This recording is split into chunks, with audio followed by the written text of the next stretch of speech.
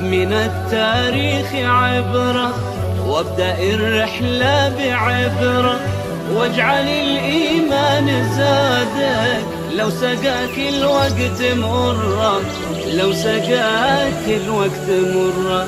الحياة هذه مشاهد والمطر يبدأ بقطرة والبشر مؤمن وجاحد والثمر في الأصل بذرة. الحياة هذه مشاهد والمطر يبدأ بقطرة والبشر مؤمن وجاحد والثمر في الأصل بذرة. خذ من التاريخ عبرة. بسم الله الرحمن الرحيم. الحمد لله رب العالمين والصلاة والسلام على رسوله الأمين نبينا محمد بن عبد الله وعلى آله وصحبه ومن سار على نهجه واهتدى بهديه واستنى بسنته إلى يوم الدين. أما بعد. Yang dihormati pengurusi majlis, Al-Fadhil, tuan-tuan imam masjid, yang terkuasa, para jemaah muslimin dan muslimat, Assalamualaikum warahmatullahi wabarakatuh. Alhamdulillah, syukur kita kepada Allah Azza wa Jalla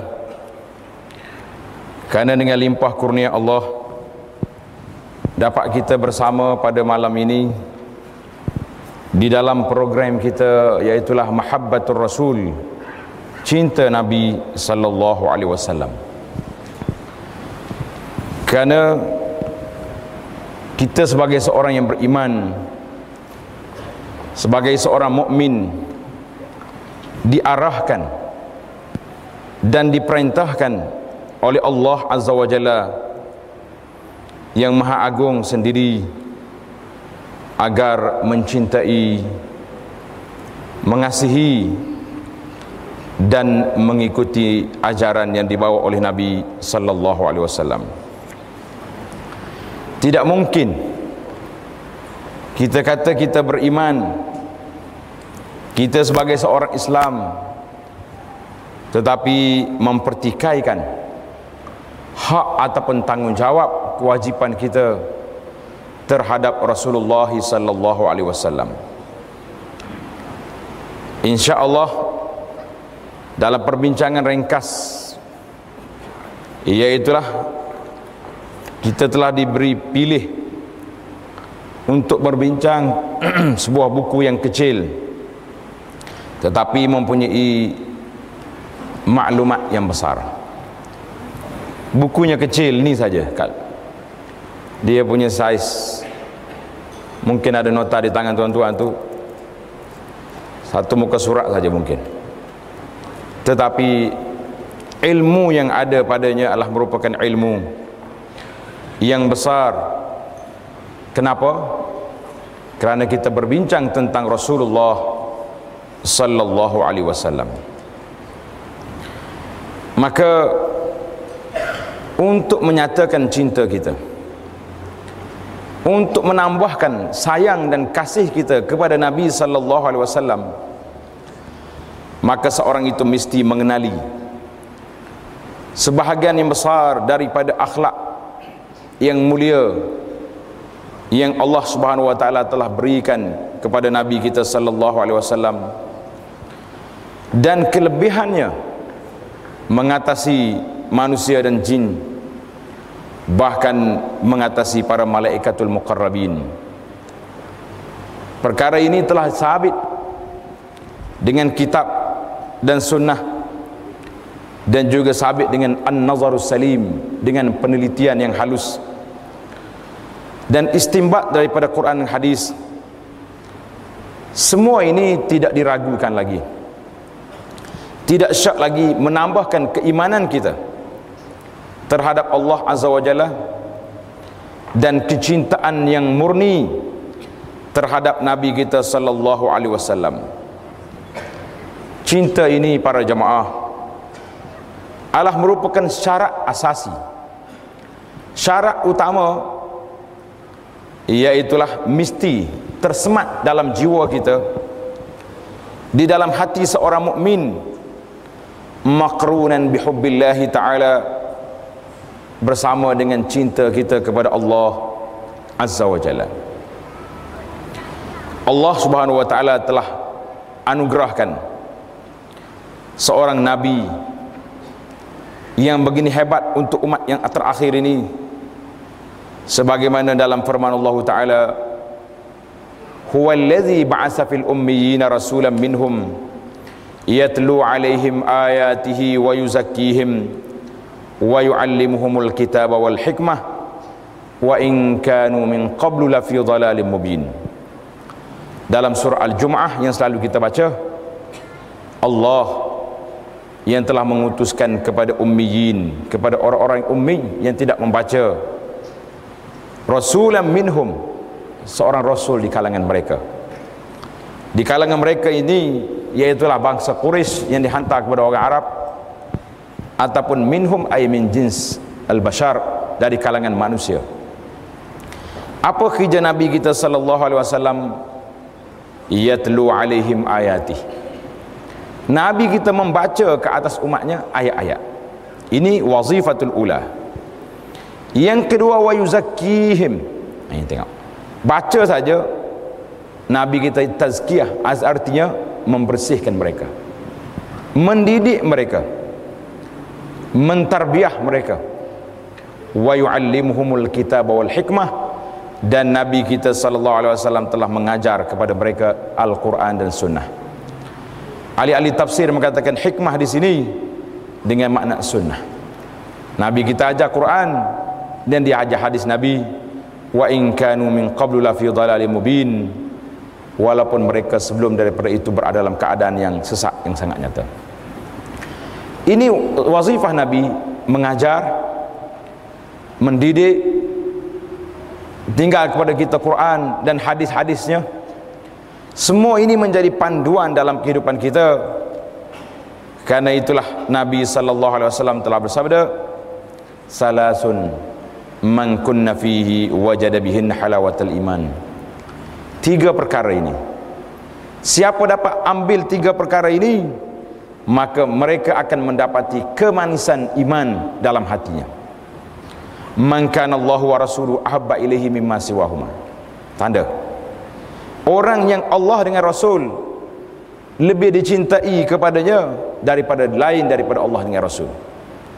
Kita letak dalam hati kita mencintai Allah dengan Rasul dengan cinta yang hakiki, yang sebenar, bukan hanya dengan dakwaan dengan mulut saja, tetapi tidak diikuti dengan bukti yang ditunjukkan kepada kita. Yang pertama, wa an yuhibbal mar'a la yuhibbuhu illa lillah. Dia tidak sayang kepada orang kecuali kerana Allah Azza wa Jalla. Dia sayang kepada orang, iaitulah sayang kerana Allah, bukan sayang kerana apa-apa, kerana sebab-sebab yang lain, tidak sama sekali. Wa an yakrah an ya'uda fil kufri. Dia tak mau lagi balik semula menjadi kafir setelah Allah Subhanahu wa taala menyelamatkan daripadanya, sebagaimana dia benci, tak mau dicampak ke dalam api. Hadis ini dikeluarkan oleh Imam Al-Bukhari dan Muslim. Kemudian cinta tersebut semakin hari semakin bertambah, semakin meningkat naik, sehinggalah sampai kepada peringkat Nabi sallallahu alaihi wasallam menjadi orang yang dia paling cintai, paling sayang, lebih daripada segala perkara yang kita sayang. Sebagaimana hadis Nabi sallallahu alaihi wasallam, la yu'minu ahadukum hatta akuna ahabba ilaihi min walidihi wa waladihi wan nasi ajma'in. Tidak beriman seorang kamu sehingga aku ni menjadi orang yang dia kasihi kepadanya lebih daripada ayahnya, lebih daripada anaknya, lebih daripada manusia yang lain. Ini hadis ini dikeluarkan oleh Imam Bukhari dan Muslim. Para jemaah sekalian, muslimin dan muslimat, tidak mungkin seorang itu dapat meningkat naik kepada darjat manzilah al-hub, kepada darjat mencintai Nabi, mencintai Allah dan Rasulnya sallallahu alaihi wasallam, illa bitauhidillahi ta'ala, kecuali dengan merealisasikan tauhid terhadap Allah Azza wa Jalla, mengesahkan Allah di dalam ibadat lain daripada apa ni, hanya pada Allah saja, bukan kepada orang lain. Maka yang kita kena belajar di sini para jemaah, kalau kita mengatakan kita sayang kepada Nabi, kita sayang kepada Allah, bagaimana nak merealisasikannya? Jawabnya yang pertama sekali, mesti tahqiqut tauhid, merealisasikan tauhid terhadap Allah Azza wa Jalla. Hari ini kalau kita lihat, tauhid memang kita bertauhid. Kita mengatakan, mengakui asyhadu an la ilaha illallah wa asyhadu anna Muhammadar Rasulullah, itu satu syarat. Tetapi yang membimbangkan, ada di kalangan manusia hari ini, walaupun dia mengaku tauhid, tetapi masih lagi sanggup pergi kepada tempat-tempat pemujaan, tempat-tempat kubur-kubur wali yang keramat, meminta dengan orang-orang yang telah mati, minta hajat, anak nak periksa, saya nak minta kerja, apa ni, maknya sakit, masih lagi pergi kepada kubur-kubur, minta dengan ahli-ahli kubur kepada dalam perkara yang mereka telah pun mati, berada dalam kubur. Tahqiqut tauhid, bagaimana nak merealisasikannya? Iaitulah menjauhkan diri daripada syirik, wa bi ifradin nabi sallallahu alaihi wasallam bil ittiba', dan kita mengikut ajaran yang ditinggalkan oleh Nabi sallallahu alaihi wasallam. Firmanullah taala, man yuti'ir rasul faqad ata Allah. Siapa dia taat pada Rasul, maka itulah orang yang taat pada Allah. Syarat berkembang.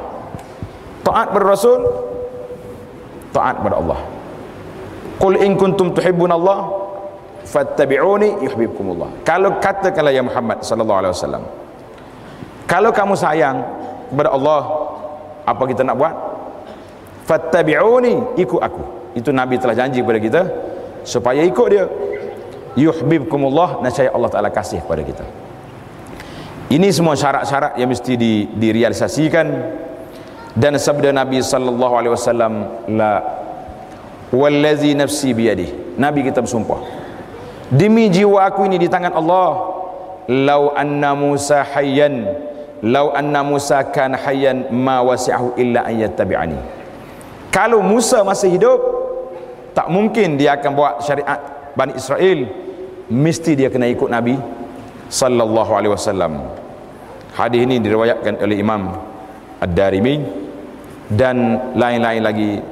Kalaulah Nabi Musa alaihissalam Nabi, tetapi hidup di zaman kita hari ini, la yasa'hu, tak mungkin lagi dia buat syariat yang lain daripada dia ikut syariat Nabi kita Muhammad sallallahu alaihi wasallam.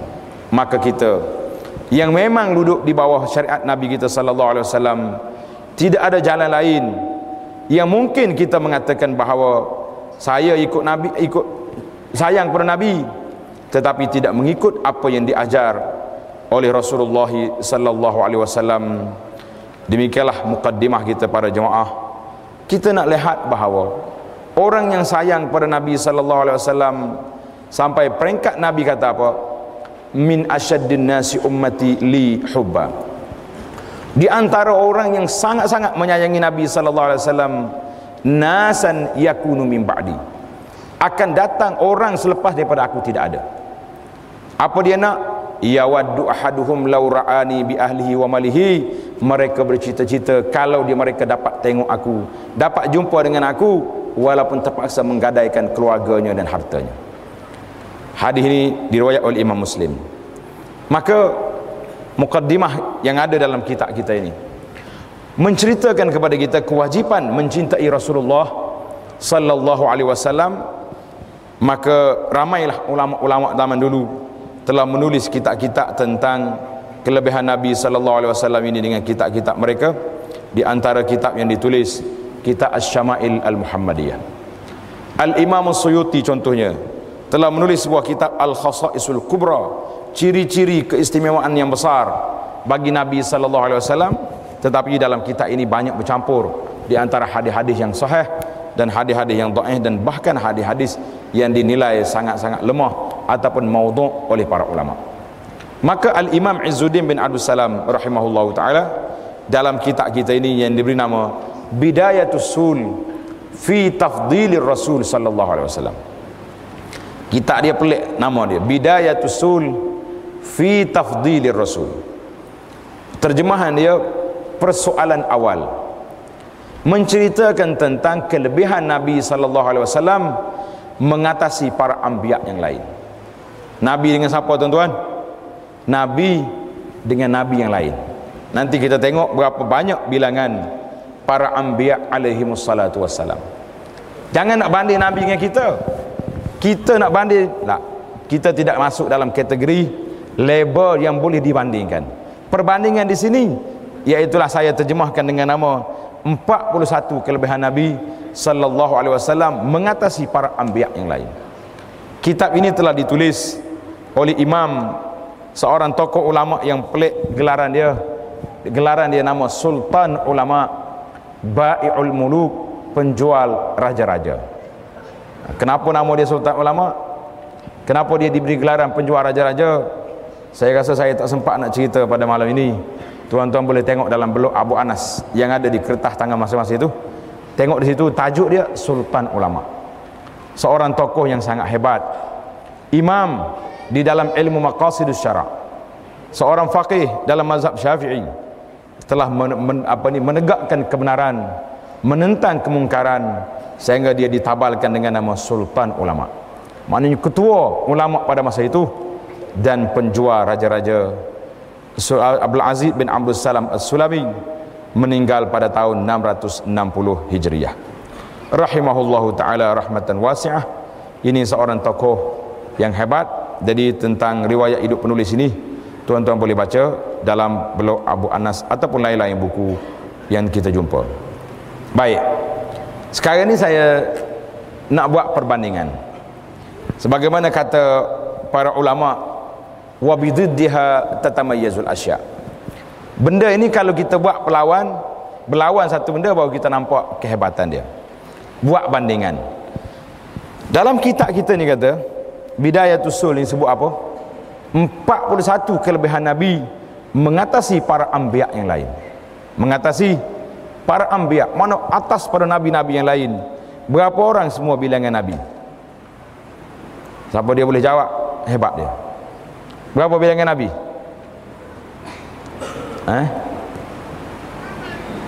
Tak apa derah tu.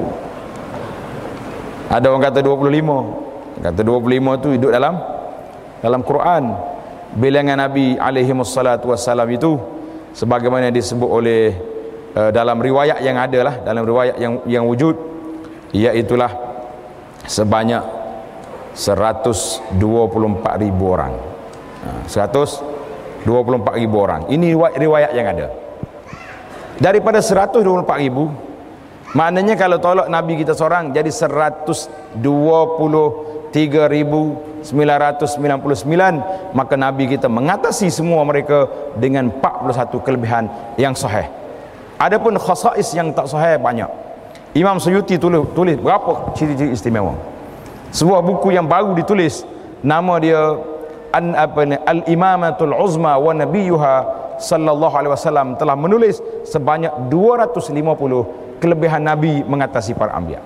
Tapi madailah apa yang ditulis oleh Imam Izzuddin ini, iaitulah 41 kelebihan yang warid, yang sahih, yang sabit daripada Nabi sallallahu alaihi wasallam. Maka daripada 124,000 dipilih di kalangan mereka yang menjadi rasul. Apa beza di antara Nabi dengan rasul?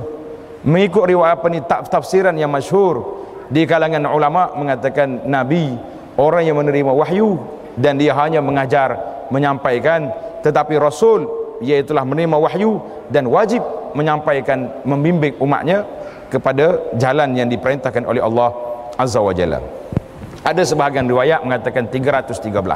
Jadi kalau tuan-tuan jumpa dalam kitab 313, ada yang kata 315, itu dua riwayat yang berbeza, tidak menjadi pertemuan di antara dua riwayat.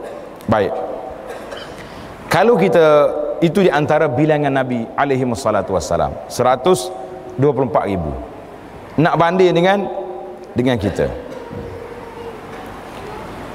maka 41 kelebihan ini, insya-Allah kitab ini sebagaimana disebut oleh para muhaqqiq mengatakan maklumat dalam risalah ini adalah merupakan pilihan pengarangnya daripada riwayat yang sahih. Tidak ada yang boleh diputuskan sebagai dhaif. Inilah keistimewaan risalah yang kecil ini berbanding dengan kitab-kitab yang lain. Alhamdulillah. Jadi alhamdulillah saya terjemahkan buku ini, dan insya-Allah dalam proses kita nak syarah pula. Setiap satu tu ada syarah pula dekat bawah tu. Sebab saya tengok zaman kita hari ni zaman sedikit kecelaruan dari sudut ketelitian para penceramah ketika menceritakan tentang Nabi sallallahu alaihi wasallam, ketika menceritakan hadis-hadis yang diriwayat. Ada yang langsung tak ambil penelitian, asalkan hadis riwayat terus. Jumpa dalam kitab terus cerita tanpa membuat penilaian, tanpa membuat penelitian, yang akhirnya masyarakat tertanya-tanya cerita apa yang ada di sini. Dan dia panggil ikhtalatal habli bin nabil, bercampur di antara yang hak dengan yang tak benar. Maka bila timbul cerita, kadang-kadang orang dengar cerita Nabi ni sahih, warid dalam hadis yang jelas, tapi orang tak berani nak terima sebab dia kata benda ni macam pelik, macam tak logik lah. Bukan semua benda boleh kita terima dengan logik. Karena itulah benda yang mukjizat Nabi ini dia sebut dengan nama khawariqul adat, benda yang mencarikan adat, bukan adat biasa. Kalau Nabi bercakap dengan kayu, dengan batu dan sebagainya, itu di luar daripada kemampuan pemikiran manusia, tapi itulah yang dinamakan dengan mukjizat. Cuma yang kita bimbang hari ini, mutakhir ini, ramai sangat orang mengaku jumpa Nabi, sekejap keluar pula, oh saya dah mimpi jumpa Nabi, Nabi beritahu kapal 370 duduk kat mana. Jadi mencelarukan masyarakat, akhir sekali tak tahu mana yang kita nak terima, mana yang tak terima. Masing-masing mendakwa kullun yadda'i waslam bilaila, kata dia ahli-ahli syair, semua orang mengaku dia cintakan Laila, tak tahu Laila mana yang dia cinta sebenarnya. Jadi yang kita nak tunjuk dalam risalah ringkas ini, iaitulah cinta hakiki kita tentang jawatan yang resmi yang Allah anugerahkan kepada Nabi sallallahu alaihi wasallam.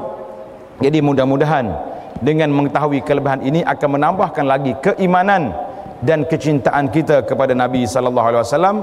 Ini kerana cinta kepada Nabi merupakan syarat asas kepada iman yang mantap seorang hamba itu, disertai dengan cinta kepada Allah yang telah menganugerahkan baginda kepada kita dengan ajaran-ajarannya yang bersih, yang suci. Sebagaimana hadis yang diriwayatkan oleh Imam Ibnu Majah, Nabi kata, taraktukum alal mahajjatil bayda lailuha kanahariha, aku tinggal kamu di atas landasan yang putih bersih, malam seperti siang. Malam seperti siang, mana wadih jali.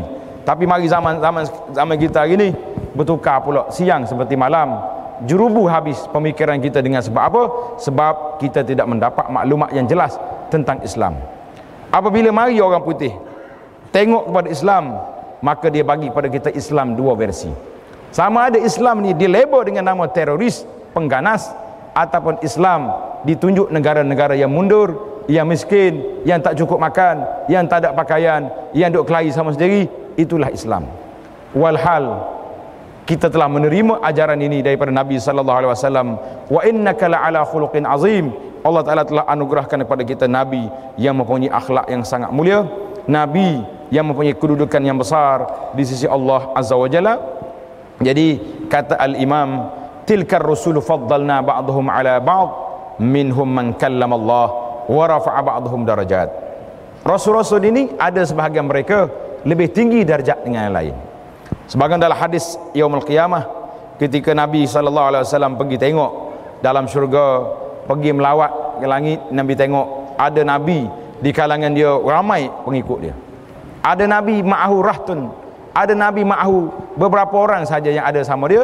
Itu kelimpahan kurniaan Allah Taala beri kepada seorang nabi dengan seorang nabi yang berbeza. Maka Rasulullah sallallahu alaihi wasallam, kita lihat, saya nak hitung kepada tuan-tuan secara ringkas setakat yang sempat. Yang tak sempat, tuan-tuan boleh baca dalam kitab ini ataupun tengok dalam rakaman penuh kepada tajuk ini, hampir lebih pada 2 jam saya ceramah, iaitulah cerita tentang 41 kelebihan Nabi sallallahu alaihi wasallam ini. Mudah-mudahan, kata di ulama, ma la yudraku kulluhu la yutraku kulluhu, benda yang tak boleh cerita semua, jangan tinggal semua. Jadi kalau kita kata, oh 41 tak sempat masa ni, peruntukan kita ceramah hanya setakat pukul 9 je, kita kata, mana nak cerita lah. Daripada tak dengar langsung, baik dengar. Daripada tak tahu ada kitab tentang Nabi Walaupun ringkas, malahnya kita sudah tahu. Daripada tidak tahu, ada cerita-cerita yang macam ni, kita sudah tahu. Itu alhamdulillah nikmat yang melengkapkan siri-siri kuliah ini. Tuan-tuan boleh tengok dalam mana-mana web, mana-mana ustaz-ustaz yang kita percayai kepada keilmuan mereka. Kita percaya bahawa mereka meneliti riwayat-riwayat yang mari daripada Nabi sallallahu alaihi wasallam. Yang pertama, antara ciri-ciri keistimewaan ini, Nabi sallallahu alaihi wasallam merupakan pemimpin bagi semua para nabi. Sabda Nabi sallallahu alaihi wasallam, ana sayyidu waladi Adam yaumal qiyamati wala fakhra. Nabi kata, aku pemimpin penghulu bagi semua anak Adam pada hari kiamat, bukan nak bangga-bangga. Rasulullah sallallahu alaihi wasallam mengajar kepada kita tawaduk. Bila dia sebut jawatan dia akan ikuti dengan kalimah wala fakhra, bukan nak bangga, bukan nak tunjuk, tapi itulah jawatan yang Allah anugerahkan kepadanya. Kemudian Nabi kata dalam yang kelebihan yang kedua, wa biyadi liwaul hamdi yaumal qiyamati wala fakhra. Di tangan aku ada panji-panji kepujian pada hari kiamat, dan aku bukan nak tunjuk sombong. Yang ketiga, Nabi mengatakan Adam faman dunahu tahta liwa'i wala fakhra. Nabi Adam dan semua orang-orang lain, manusia yang lain, duduk di bawah panji-panjiku wala fakhra. Nabi ulang lagi, wala fakhra, aku bukan nak tunjuk sombong. Itulah jawatan Rasulullah sallallahu alaihi wasallam yang Allah Taala anugerahkan kepada kita. Yang keempat, Allah Subhanahu wa taala telah mengkhabarkan kepada Rasulullah sallallahu alaihi wasallam bahawa baginda telah diampunkan dosanya yang terdahulu dan yang kemudian. Mana bukti? Al-Imam Izzuddin rahimahullah ta'ala ketika menceritakan tajuk ini mengatakan, sewaktu kita pada hari kiamat nanti, semua manusia akan berjalan mencari siapa yang akan menyelesaikan masalah. Semua sama-sama. Jadi dalam mesyuarat kita duk fikir, siapa nak selesai masalah kita. Jadi semua sepakat mengatakan tidak ada orang menyelesaikan masalah kita ni kecuali abuna Adam, tok kita Adam alaihissalam, sebab dia manusia yang pertama. Maka kita berjalan, beri berapa tahun berjalan, jumpa Adam. Ya Adam, anta abuna, anta awalul bashar. Wahai Adam, mulah tok kami, kamulah manusia yang pertama lahir ke dunia ini. Isfa'lana, bantulah kami. Adam kata apa? Tak boleh. Innallaha ghadibal yaum ghadaban. Pada hari ini Allah Ta'ala murka yang tidak ada murka lepas pada ini, sebelum hari ini, lepas pada ini. Aku telah melakukan kesalahan. Allah Ta'ala larang aku daripada menghampiri pokok, aku dah hampir. Adam kata, nafsi, nafsi, aku nak jaga aku je hari ni. Pergilah cari orang lain. Pergi cari Nuh. Berlarak pula kita cari Nabi Nuh alaihissalam. Sampai Nabi Nuh, Nuh kata, aku silap, kerana aku dah doakan tenggelam habis kaum aku, maka aku telah bersalah. Nuh kata, nafsi, nafsi, pergi cari orang lain pula. Manusia ini berjalan daripada seorang Nabi kepada seorang Nabi yang lain, sehinggalah sampai kepada Nabi kita Muhammad sallallahu alaihi wasallam. Nabi kata, analaha, aku akan menyelesaikan masalah. Maka diistimbatkan daripada cerita ini, Al-Imam Izzuddin mengatakan, kalaulah nabi-nabi lain telah diberitahu mereka telah diampunkan dosa yang terdahulu dan kemudian, tentulah mereka tidak akan berkata mengungkit kesalahan-kesalahan mereka yang telah mereka buat. Di sini timbul persoalan. Ada orang tanya, bila dia baca cerita ni, dia kata, macam mana kita nak faham sedangkan nabi-nabi alaihi wassalam itu maksum daripada dosa, maksum daripada kesalahan? Kita mengatakan, na'am, mereka itu tidak dapat buat kesalahan, tetapi semua apa yang mereka buat telah diperbetulkan oleh Allah Azza wa Jalla. Maka kita mengatakan yang warid, yang sabit di sini, hanya Nabi kita sallallahu alaihi wasallam diberitahu bahawa dia ghufira lahu ma taqaddama min zambihi wa ma ta'akhir. Nabi telah diampunkan dosa yang lepas dan dosa yang kemudian, tak ada dosa dia, alhamdulillah. Yang kelima, Nabi sallallahu alaihi wasallam adalah orang pertama yang mendapat keizinan syafaat dan orang pertama yang akan menerima syafaat. Dia dapat izin, Allah Taala beri. Bila sampai kita jumpa Nabi sallallahu alaihi wasallam, kita kata, ya Rasulullah, isfa' lana. Wahai Rasulullah, bantulah kami. Nabi tak jawab. Nabi lain semua jawab, aku tak boleh, nafsi, nafsi. Nabi sallallahu alaihi wasallam tak jawab. Bahkan Nabi kita pergi di bawah arasy, sujud pada Allah Azza wa Jalla. Ketika itu Allah kata Nabi, fa'alhamani, Allah Ta'ala beri ilham kepada aku al-mahamid, segala bentuk pujian. Nabi kita puji Allah Azza wa Jalla. Selepas daripada itu, Allah Subhanahu wa Ta'ala dengan para malaikatnya telah bercakap, ya Muhammad, irfa' ra'sak wasal tu'ta washfa' tushafa'. Wahai Muhammad, angkat kepala kamu, berilah pertolongan kepada manusia di mahsyar, dan beri washfa' tushafa', engkau akan diberi keizinan untuk mendapat syafaat. Maka Nabi kita bangun ketika itu menyelesaikan masalah. Itulah orang yang pertama yang menyelesaikan masalah umat pada hari kiamat. Kemudian yang keenam, Nabi SAW sentiasa mendahulu masalah umat dia melebihi baginda sendiri. Ini cerita masalah umat ini, panjang cerita dia. Saya nak cerita kepada tuan-tuan kerana cerita ini agak menarik untuk kita lihat. Iaitulah sewaktu Nabi SAW menceritakan kepada kita bahawa setiap orang Nabi mempunyai doa yang mustajab. Likulli nabiyyin da'watun mustajabah. Semua Nabi ada doa yang mustajab. Maka Nabi-Nabi lain telah pun berdoa masing-masing. Nabi Musa berdoa belah laut, lepas dia. Nabi Nuh doa terbelah, turun banjir, mati habis orang lain. Nabi SAW kata apa? Iddakhartu da'wati syafa'atan li ummati yaumal qiyamah. Aku simpan doa aku ini untuk memberi syafaat pada hari kiamat. Tuan-tuan, selawat kepada Nabi. Allahumma salli wa sallim ala abdika wa rasulika Muhammad. Inilah Rasulullah sallallahu alaihi wasallam. Dia kata, aku simpan doa mustajab ini untuk menyelesaikan masalah pada hari kiamat. Maka itu dia panggil al-ithar, memberi kelebihan, melebihkan umatnya daripada orang lain-lain. Maka di antara lagi Nabi kita sallallahu alaihi wasallam pada suatu hari dia baca ayat yang dibaca oleh Sayyidina Ibrahim alaihissalam. Nabi Ibrahim baca ayat, Rabbi innahunna adlalna katsiran minan nas faman tabi'ani fa innahu minni wa man asani fa innaka ghafurur rahim. Itu bacaan Ibrahim, tanda dalam surah Ibrahim ayat 36. Rabbi, Tuhanku, innahun adlalna katsiran minan nas, umat aku ni banyak menyesatkan manusia. Faman tabi'ani fa innahu minni, siapa dia ikut aku maka dia umat aku. Wa man asani, tengok lembutnya Nabi Ibrahim. Wa man asani, siapa dia deraka kepada aku, apa kata? Fa innaka ghafurur rahim, engkaulah Tuhan yang Maha Pengampun, yang Maha Kasihan belas. Nabi baca lagi, baca pula doa Nabi Isa alaihissalam. Isa kata apa? In tu'azzibhum fa innahum ibad. Ya Allah, sekiranya engkau mengazab ni hamba-hambamu ni, maka mereka hambamu. Wa in taghfir lahum, kalau engkau beri keampunan kepada mereka, fa innaka antal azizul hakim, engkau yang maha gagah perkasa lagi bijaksana. Ini surah Al-Maidah ayat 118. Ketika itu Nabi kita farafa'a yadayhi, Nabi kita angkat tangan. Nabi kata, Allahumma ummati ummati, ya Allah, umat aku umatku. Siapa nak jaga umat aku? Wa baka, Nabi menangis sallallahu alaihi wasallam. Ini cerita ummati yang selalu tuan-tuan dengar. Maka apa kita nak kata? Bila Nabi kita berdoa, ya Allah ummati, Nabi menangis. Sehingga Allah Subhanahu wa taala hantar Jibril datang. Ya Jibril, izhab ila Muhammad, pergi tanya Muhammad kenapa dia menangis.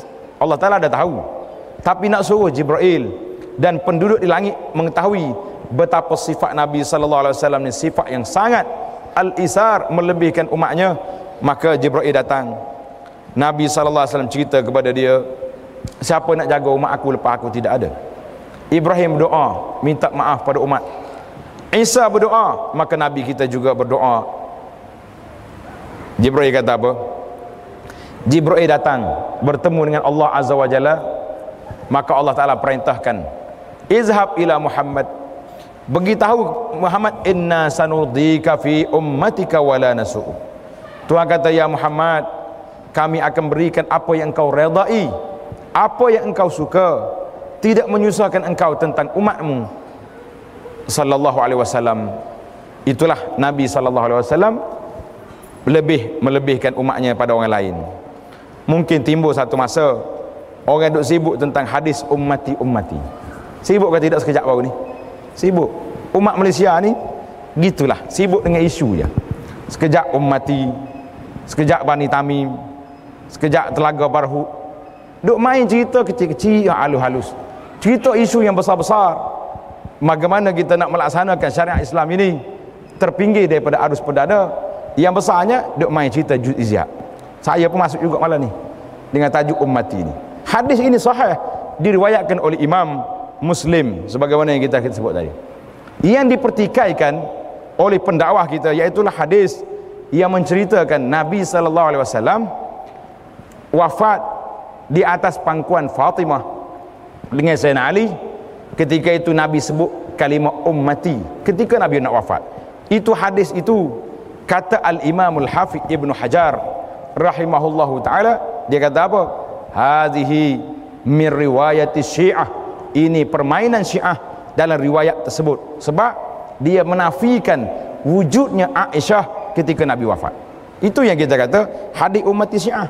Tapi orang hari ni bila saya sebut hadis ummati, ada orang kata ustaz hadis tu dhaif, hadis tu palsu. Kata mun jangan duduk cerita sangat gak. Tanya dulu riwayat mana, dalam cerita mana. Cerita ini sahih. Dalam cerita yang lain pula, pada ketika hari kiamat, Nabi sallallahu alaihi wasallam ketika angkat kepala nak beri syafaat, Nabi kata Allahumma ummati ummati, ya Allah aku nak mulakan isu menyelesaikan masalah pada hari kiamat terhadap umat aku dulu. Itu wadah. Yang tuan-tuan kena ingat, yang tersebar dalam internet hari ini, iaitulah ketika Nabi datang ke rumah, ketika Jibril datang, dia tengok Sayyidina Ali dengan Fatimah sedang pangku Nabi sallallahu alaihi wasallam ketika Nabi nak wafat. Itu cerita Ibnu Hajar kata, bukan Abu Anas kata. Al-Hafidh Al-Imam Ibn Hajar rahimahullahu ta'ala mengatakan cerita ini daripada jalur yang diriwayat oleh Syiah, wala yultafat ilaiha. Ibn Hajar kata jangan duduk tengok pada riwayat tersebut, kerana Syiah nak menafikan Nabi baginda sallallahu alaihi wasallam wafat di atas pangkuan Aisyah radhiyallahu anha. Aisyah cerita dalam hadis yang sahih mengatakan Nabi kita wafat fi sihri baina sadri wa nahri, duduk di atas pangkuan aku, di antara dada aku dengan tengkuk aku. Hadis hadis wadih jali, hadis yang sahih. Jadi para jemaah, kita jangan sebut. Yang penting dalam cerita ini, Rasulullah sallallahu alaihi wasallam telah menceritakan kepada kita tentang kedudukan umatnya yang begitu besar di sisi mendapat perhatian yang besar daripada Nabi sallallahu alaihi wasallam.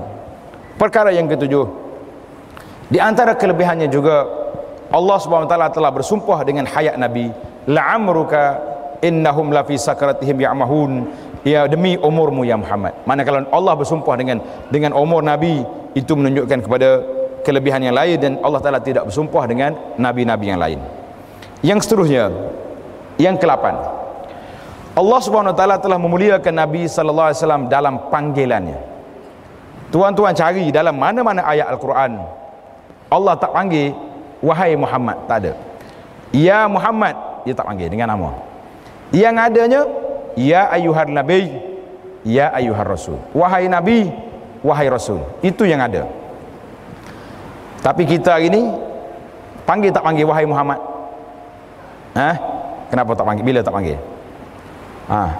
Ya habibi ya Muhammad. Selawat kita ada tak ada? Itu ditegur seorang ulama Syafi'i yang masyhur di Mekah, nama dia Syekh Zaini Dahlan, menegur panggilan ya Muhammad kepada Nabi sallallahu alaihi wasallam. Ada dalam kitab dia. Zaini Dahlan ni masyhur. Kalau orang mengaji kitab fiqh Syafi'i, seorang yang kuat, mufti Syafi'i di Mekah, dia tulis sebuah kitab. Dia kata di antara jafa tidak baik kita dengan Nabi, iaitulah kita ketika kita panggil Nabi dengan kalimah ya Muhammad. Allah tak panggil Nabi dengan nama, kita panggil dengan nama. Ini kena tengok balik dalam panggilan-panggilan kita. Dalam kita duk baca, kita duk selawat, ada perkara-perkara yang terlepas pandang. Siapa yang susun? Wallahu alam. Yang pentingnya Allah tak panggil Nabi dengan nama. Dia panggil ya ayyuhan nabi, ya ayyuhar rasul. Itu ada. Baik. Ustaz jangan cepat sangat. Ini orang sekarang ni cakap macam tu. Jangan cepat menghukum. Dalam Quran ada Muhammadur Rasulullah walladzina ma'ahu asyidda'u 'alal kuffar wa ma Muhammadun illa rasul. Itu tak ada ya kat depan. Allah cerita Muhammad itu rasul. Muhammad itu makana Muhammadun aba ahadin min riba. Tidak ada ya. Yang disebut oleh Imam Izzuddin di sini, iaitulah Allah tak panggil Nabi dengan nama. Dia panggil dengan jawatan. Berbeza dengan nabi-nabi yang lain alaihimussalatu wassalam, Allah Taala panggil dia dengan nama. Ya Nuh, ya Ibrahim, qad saddaqtu ya. Semua nabi-nabi lain kalau Tuhan nak panggil, dia panggil dengan nama, kecuali Rasulullah sallallahu alaihi wasallam Allah Taala tak panggil dengan nama. Jadi kalau kita panggil juga, koreksi balik. Takkanlah Tuhan tak panggil Nabi dengan nama, aku panggil ya Muhammad, ya Muhammad. Ini banyak ni kita tulis, bahkan kat dinding kita kata, ya Allah, ya Muhammad. Nah, siapa suruh panggil? Allah tak panggil, kenapa kita panggil? Itu di antara benda yang muhasabah dalam kitab 41 ini, kelebihan hak istimewa. Iaitulah Allah tak panggil dengan nama, dia panggil dengan jawatan.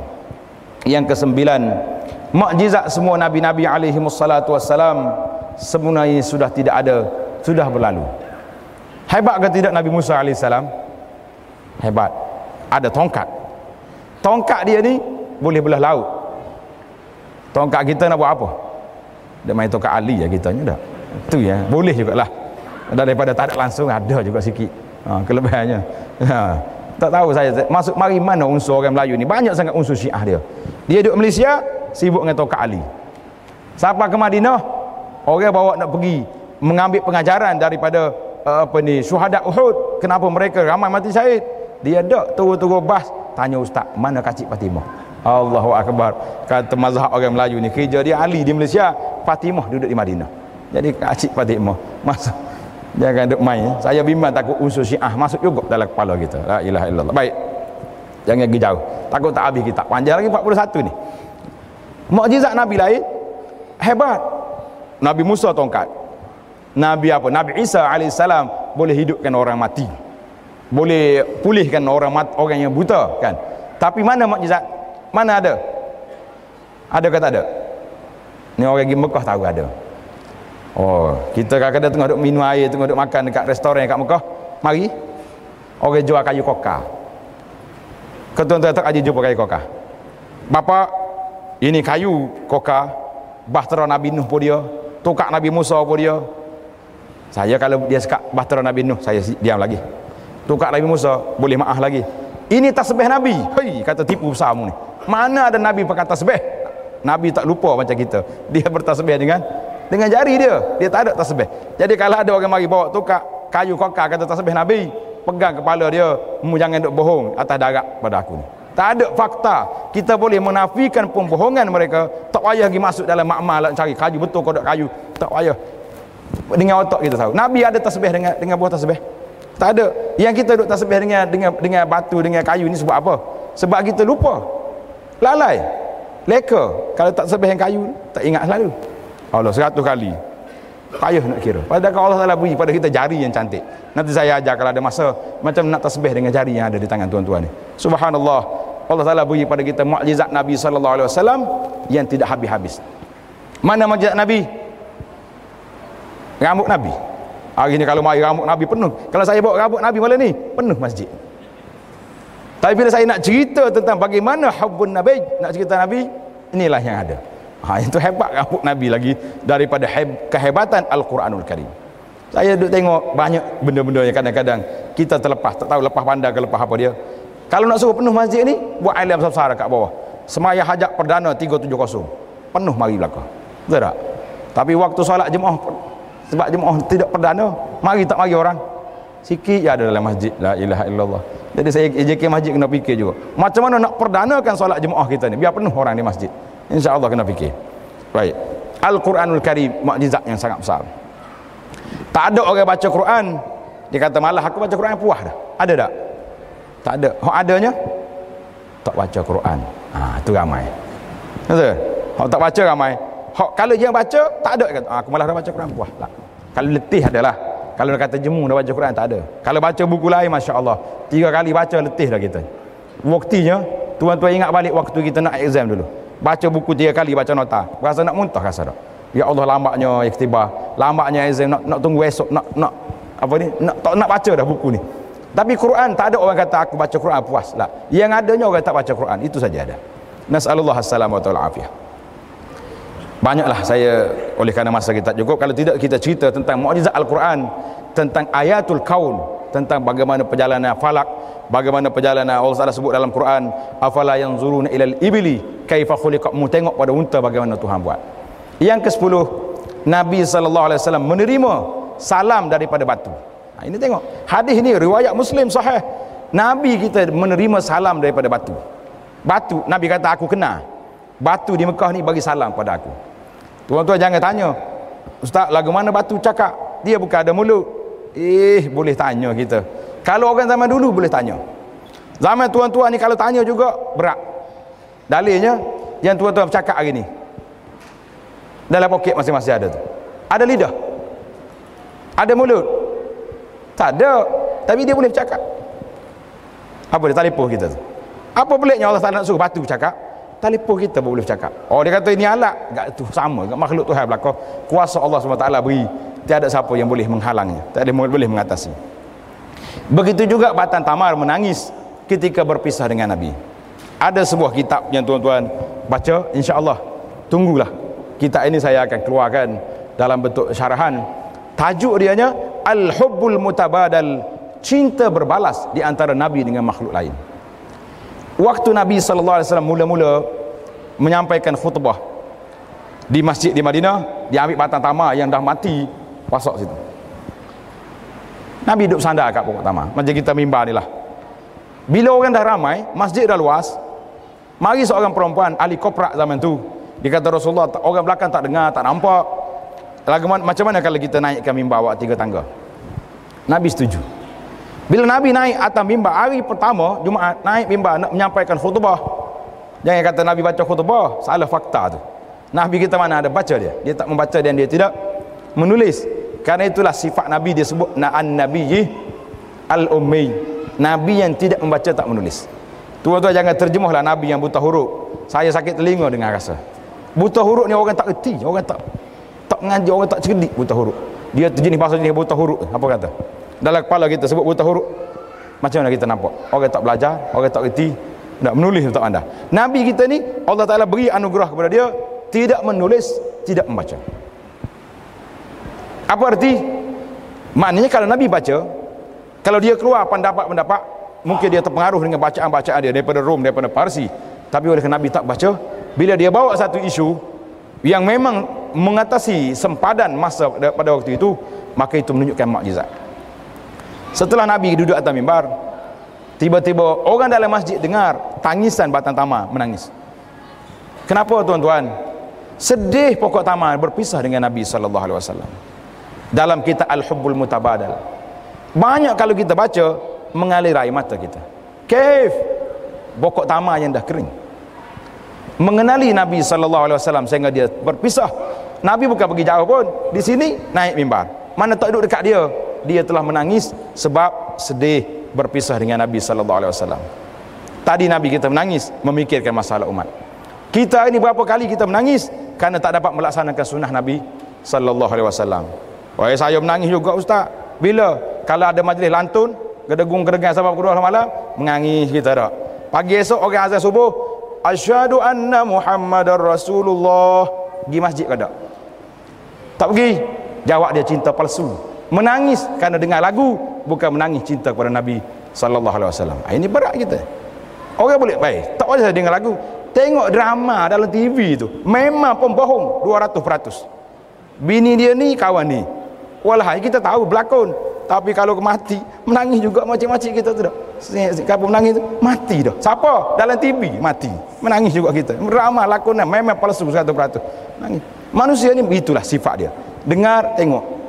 Tetapi al-hubbul haqiqi, cinta sejati kepada Nabi SAW, bukan dengan lantun, tapi cinta dengan kita mengamali apa yang diajar oleh Rasulullah SAW. Saya kalau sebut cerita batang tamar ni tuan-tuan, kita duduk lama di Madinah, masuk dalam raudah, kadang-kadang jauh, kita tengok bagaimana pokok tamar yang telah mati sayang pada Nabi sehingga dia menangis berpisah dengan Rasulullah SAW. Kita hari ini berapa kali kita menangis kerana tidak mendapat laksanakan sunnah yang diajar oleh baginda SAW. Yang ke-10, saya minta pengurusi kalau masa tamat beritahulah. Saya break tak apa. Kita ambil setakat yang sempat saja, kerana 41 panjang. Antara mukjizat Nabi sallallahu alaihi wasallam yang paling terserlah iaitulah air yang keluar daripada jari sallallahu alaihi wasallam. Air, tak ada air keluar dari, macam paip air keluar daripada jari. Para ulama akan mengatakan air yang paling berkat iaitulah air yang keluar daripada jari Nabi sallallahu alaihi wasallam, tapi khas itu untuk sahabat-sahabat dia saja. Kita tidak ada harapan. Yang kita adanya air Zam-Zam yang ada di Mekah. Hari ini alhamdulillah Zam-Zam telah sampai ke rumah kita masing-masing, sama ada dibawa balik ataupun dijual di mana-mana pasar. Mini market pun ada, supermarket pun ada. Perkara ni kalau payah nak jumpa, kita rasa sayang. Tapi kalau mudah jumpa, kita rasa simple je, tak ada apa-apa. Sebab itulah hari ni tak cukup dengan minum air Zam-Zam. Cukup ke tidak? Tak cukup. Terpaksa Zam-Zam ini kena tambah lagi pula. Masuk ni Zam-Zam ini telah dibawa tawaf 20 kali. Telah dicampur dengan telah dicelup rambut Nabi. Dia ambil mana rambut Nabi, wallahu taala alam. Saya menerima mukjizat, boleh ambil berkat dengan apa-apa yang ada pada Nabi sallallahu alaihi wasallam. Tetapi macam mana kita nak percaya semua orang ada rambut celup? Saya hari satu kali pergi ceramah di Mekah. Jemaah kata, "Ustaz, besok kita akan bawa tong Zam-Zam belakang." Sebab ada penceramah nak mari nak celup rambut Nabi. Kata kalau hari-hari dia celup rambut Nabi sallallahu alaihi wasallam, tak tahulah dia kerja apa, wallahu alam. Payah malah nak tuduh orang kita. Tapi itulah realiti yang berlaku. Tak cukup Zam-Zam, kena celup rambut lagi, kena masuk lagi. Bulan Ramadan tahun lepas, tuan-tuan ingat ke tidak, saya kumpul lebih kurang 10 produk Ramadan tahun lepas, semua berkait dengan Al-Quran. Di antara yang paling hebat sekali, air yang telah dicelup dengan sarang anai-anai yang makan 22 juzuk Quran. Kata sampai sini, alhamdulillah, kata tak sampai. Nanya kalau tidak, 22 juzuk, bayar satu botol ni dengan harga berapa? RM20 tak silap.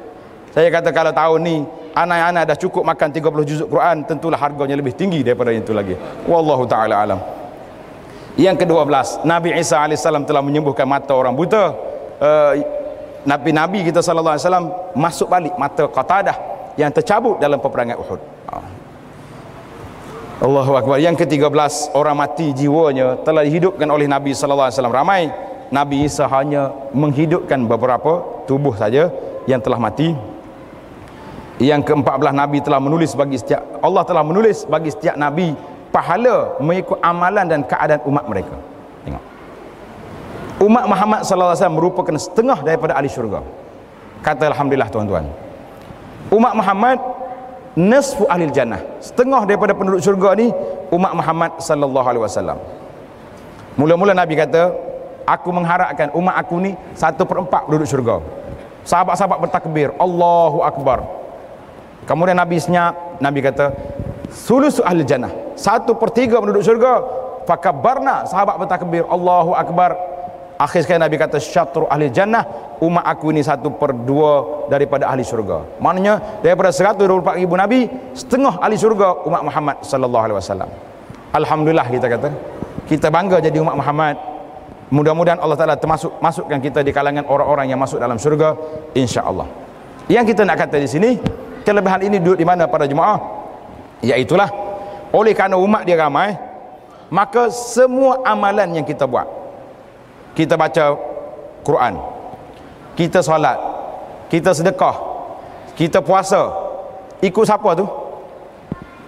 Ikut siapa? Ikut Nabi sallallahu alaihi wasallam. Maka pahala dia online pergi ke Nabi, automatik, tak payah kita post. Pasal itulah saya tengok, minta maaf lah kalau saya sebut ni bukan makna sebagai muhasabah. Kenapa bila kita nak buat majlis kita mesti bagi Al-Fatihah dulu kepada Nabi? Tak payah. Baca Al-Fatihah, online dia pergi ke Nabi sallallahu alaihi wasallam. Tak payah kita hantar cari kerja apa, malaikat dah buat kerja dah, kita nak post pula pergi, tak payah. Jemaah kita ni biasa dalam kepala dia pergi umrah, pergi haji ni, dia akad umrah 7 kali. Hari pagi pergi, petang pergi, cukup 7 kali dia mari jumpa ustaz. Saya cukup dah 7 kali. Habis esok yang ke-8 nak umrah untuk Nabi pula. La ilaha illallah, kata merajin sungguh. Nabi ghufira lahu ma taqaddama, tak ada dosa. Confirm 1,000,000% ahli syurga. Yang kita sibuk nak umrah ke Nabi tu kenapa? Bila Nabi kita suruh umrah dengan dia? Ada Nabi suruh umrah? Rajin sangat nak buat kerja dah. Ada setengah orang nak sembelih kurban untuk Nabi pun ada. Saya habis dah. Family saya 10 orang. Semua seekor kambing Melaka. Yang ke-11, seekor lagi untuk Nabi. Nabi kita tidak minta. Ya, Nabi kita minta supaya selawat pada dia dan ikut apa yang diajar oleh baginda sallallahu alaihi wasallam. Nabi kita sallallahu alaihi wasallam umat yang paling ramai. Semua ibadat yang kita buat dia panggil online, ataupun dalam istilah orang jual zaman moden ni dia panggil MLM. Semua ibadat kita pergi ke Nabi sallallahu alaihi wasallam. Alhamdulillah, tuan-tuan tak payah susah payah, tak payah duk post, tak payah hantar, kerana dia sudah ada secara automatik. Yang ke-15, Nabi dan Rasul yang lain diutuskan oleh Allah kepada kaumnya, tetapi Nabi Muhammad sallallahu alaihi wasallam diutuskan kepada manusia dan jin seluruhnya. Yang ke-16, Nabi Musa alaihissalam berkata-kata dengan Allah Taala di Bukit Tursena. Tu gambar Bukit Tursena tu, tuan-tuan. Saya tak belajar di Mesir, tapi ana sempat naik Bukit Tursena. Naik pukul 12 malam kita naik, dekat subuh sampai Bukit Tursena. Ustaz-ustaz kita belajar Mesir boleh tanya dia. Dia naik ke tak? Kalau tak naik kena pergi pula. Nah, Tursena naik. Saya nak naik dengan beberapa orang pelajar. Tapi orang putih dengan bah penuh naik. Dia percaya tempat munajat tu dia naik. Naik atas, ya Allah, memang mengalirkan air mata. Kita ada surau kecil ya, muatlah 10 orang berkunci. Gereja muat 200 orang, full house, full house kata orang, penuh dalam gereja. Saya pun cari manalah nak masuk masjid ni macam mana, kunci. Tanya-tanya penjual air situ, dia kata ada beli air dia ni, dia bagi kunci. Mana Muslim nak masuk masjid mesti nak ambil wudu, kita kena beli air dulu dapat kunci. Alhamdulillah, saya masuk dalam masjid, kita buka pintu luas-luas, waktu salat subuh kita azan sekuat-kuatnya, nak suruh orang putih mari tengok, ni cara aku orang Islam salat, bukan duk sembah patung, sembah Allah Azza wa Jalla. Allahu Akbar. Cerita lain kali kita cerita Nabi kita sallallahu alaihi wasallam, Musa berkata-kata di Jabal Tur, Nabi sallallahu alaihi wasallam berkata-kata dengan Allah fi Sidratil Muntaha pada malam Mi'raj. Yang seterusnya, umat Muhammad sallallahu alaihi wasallam umat yang terakhir keluar ke dunia, tetapi umat ini awwalu man yadkhulul jannah, awwalu man yuqda, umat yang pertama sekali selesai urusan pada hari kiamat. Umat yang pertama selesai urusan pada hari kiamat, umat Muhammad sallallahu alaihi wasallam. Manakala kita istilah orang moden hari ni, dia panggil umat VIP lah dah. Mari lambat, keluar cepat. Tidak orang VIP mari lambat. Kalau naik kapal terbang lagi VIP tak masuk tutup pintu. Keluar pun kita tengah duduk bersusul lagi atas kapal terbang, dia tak ada dah, klik habis dah. Jadi umat Muhammad sallallahu alaihi wasallam umat akhir keluar dalam dunia, tetapi pada hari kiamat yang pertama diselesaikan masalah. Yang pertama sekali keluar daripada kubur, iaitulah Nabi kita sallallahu alaihi wasallam, kemudian diikuti dengan umatnya. Nabi kita wa awwalu man yanshaqqu anhu al-qabru, Nabi kita orang pertama keluar daripada kubur pada hari kiamat. Dan sallallahu alaihi wasallam Nabi diberi kuasa syafaat, yakni suatu kuasa yang amat diingini oleh semua makhluk, termasuklah Nabi Allah Ibrahim alaihissalam. Apa dia cerita syafaat Nabi sallallahu alaihi wasallam ini? Iaitulah al-wasilah. Tuan-tuan tahu apa itu al-wasilah? Tahu ke tak? Mana tak tahu? Doa yang kita baca lepas azan, baca ke tak baca? Allahumma rabb hazi da'wati tamah, wassalatul qaimah ati Muhammadanil wasilata wal fadil. Al-wasilah itu belajar malam ni, tanda betul-betul al-wasilah adalah satu darjat yang tertinggi di syurga, darjat yang paling tinggi sekali. Hanya seorang hamba Allah Ta'ala saja yang boleh pemegang jawatan ini. Nabi kata apa? Wa arju an akuna anahu, Nabi mengatakan aku mengharap orang itu ialah aku. Faman sa'ala lil wasilah halat alaihi syafa'ah, siapa dia minta untuk aku kuasa ini, maka dia akan menerima syafaat aku pada hari kiamat. Tuan-tuan minta ke tak minta? Jawab kuat, minta ke tak? Alhamdulillah. Bila minta? Nabi bersabda, apabila kamu dengar azan, qulu mislama yaqul, mu kena kata seperti muazzin kata. Muazzin kata Allahu akbar, apa ni? Allahu akbar, kita kata Allahu akbar. Asyhadu an la ilaha illallah, asyhadu an la. Kecuali hayya 'alas salah, hayya 'alal falah, kita kena kata apa? La haula wala quwata illa billah. Jadi saya yakin yang percaya tuan-tuan hak mari ni semua jawab la haula wala quwata illa billah. Tapi orang hak dengar azan tak mari masjid, dia jawab apa di rumah dia? Hayya 'alas salah juga. Di mana? Di rumah dia. Pasal tu dia tak mari sini. Oh, bila dia panggil berlawan dengan Bilal. Bilal kata hayya 'alas salah, mari semaya. Dia di rumah dia jawab hayya 'alas salah, semaya sini. Kita sekali-sekala tak mari tu, hayya 'alas salah di rumah dia. Tuan-tuan tengok tak? Kenapa kita jawab la haula wala quwata illa billah? Tidak ada daya upaya, tidak ada keupayaan, tidak ada kemampuan aku nak pergi masjid kecuali dengan pertolongan-Mu ya Allah. Kita mari sini dengan pertolongan Tuhan ke tidak? Pertolongan Tuhan. Orang lain rumah lebih dekat dengan masjid. Waktu nak beli tanya syarikat, tapak masjid kat mana? Sini. Saya nak beli rumah ni. Tapi Masya Allah tabarakallah, orang azan tak pernah pergi.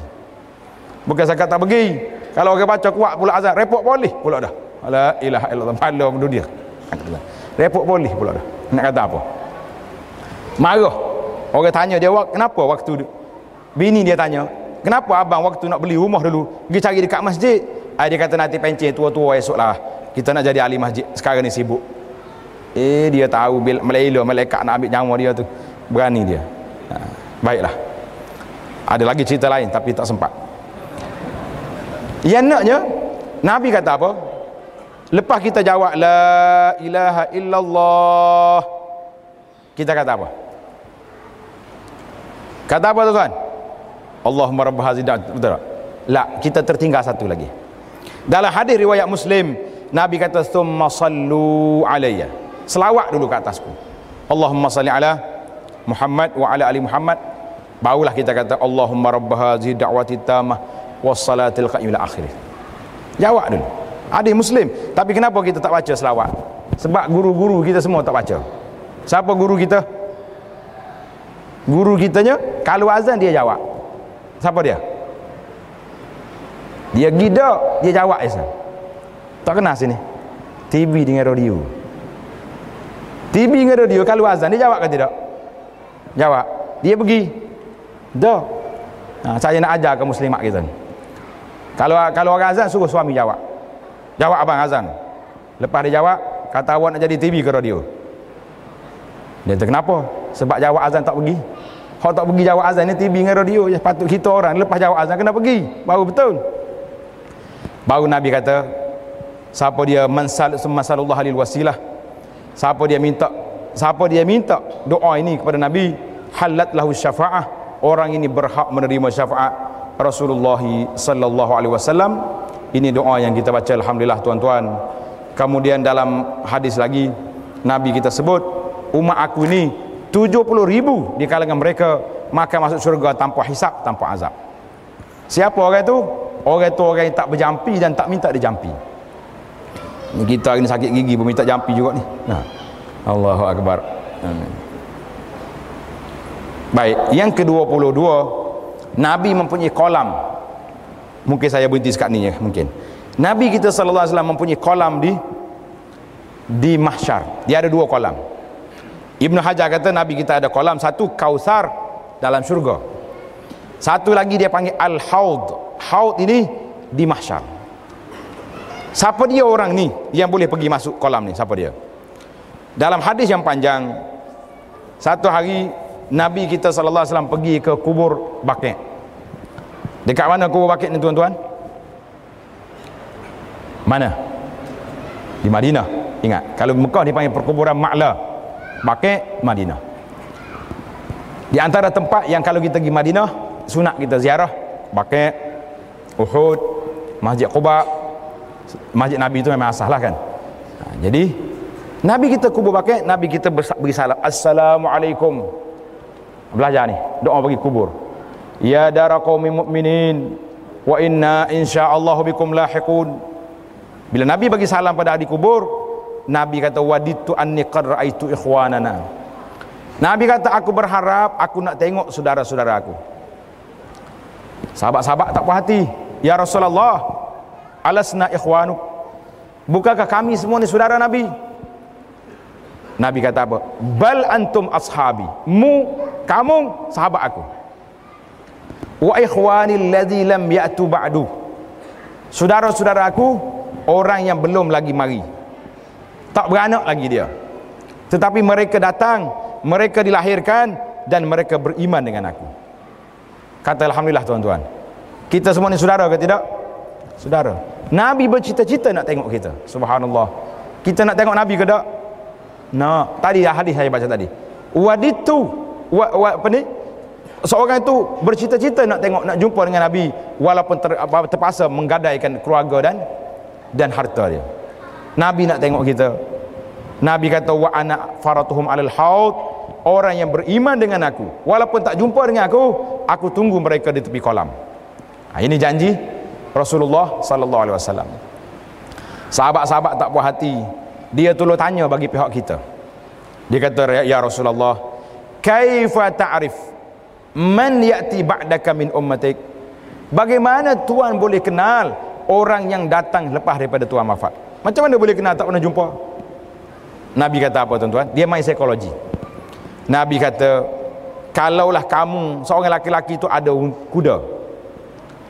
kuda yang putih di dahi dia. Kuda ni masuk dalam kandang kumpulan kuda berwarna hitam. Dia kenal ke tidak kuda dia? Qalu bala, mestilah kenal Rasulullah, ada tanda di sini. Nabi kata apa? Fa innahum ya'tuna yaumal qiyamati ghurran muhajjalina minal wudu. Umat aku nanti mereka akan datang pada hari kiamat dalam keadaan bercahaya kaki dan tangan mereka minal wudu, kesan daripada wudu. Kita ambil wudu ni, muka kita bercahaya. Orang perempuan tu kalau nak comel, nak cantik, lawa, tak payah duk pakai make-up lah. Pakai make-up buat tak comel ada. Tapi rajin sungguh dia pakai make-up dah. Allahu Akbar. Setengah jam duduk depan cermin, puas tunggu suami, tak keluar-keluar lagi. Duk make-up. Tak payah. Nak suruh cantik, ambil wudu. Cerah muka, insya-Allah. Jadi Nabi kata, wa ana faratuhum, aku tunggu mereka di tepi kolam.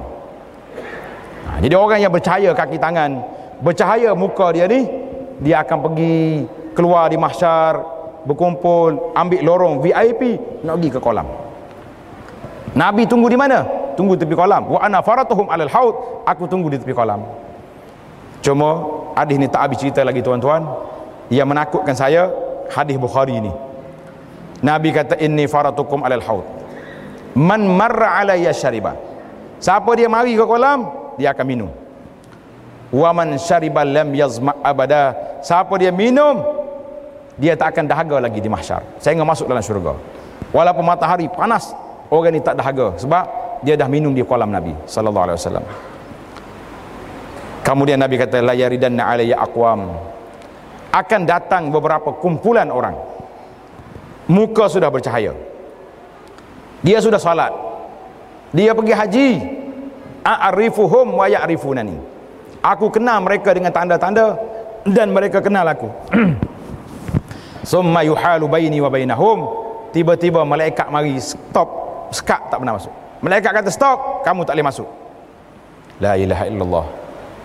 Nabi tengok kumpulan ni disekat. Nabi kata, innahum minni, malaikat itu umat aku, kenapa sekat? Patut malaikat lepas lah. Nabi kata macam tu. Kalau sebab kita sini, kalau kita orang besar cakap dengan polis, orang saya tu beres tak? Malaikat tak beres rupanya tuan-tuan.